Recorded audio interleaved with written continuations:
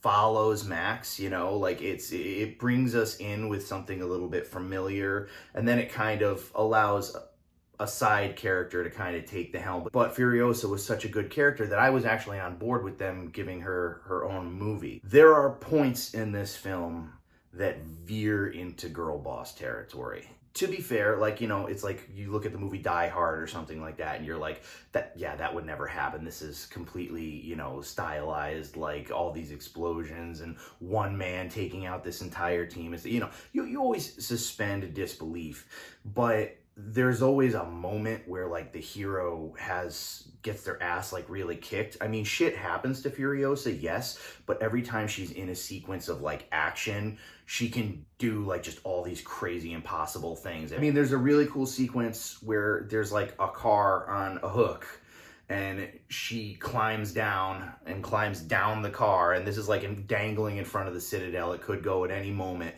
And that scene, the way it was filmed, I mean, it looked somewhat real. I mean, it was clearly some CGI touch up, but like it looked real enough, and it was cool. It was like, okay, all right, so this is how she gets the power, because she's just got that will and that determination. But when everything you do starts working, like you always have the perfect plan for everything,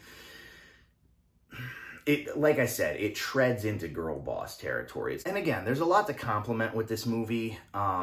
In terms of like visuals and creativity when they're not completely ripping off Mad Max. It felt like it could have happened before Mad Max Fury Road, but this movie just goes on way too damn long. I mean, I think that that's what really did it for me. Like, I can't stand the length of this movie. I was actually quite disappointed in this movie. I don't hate it. It's okay.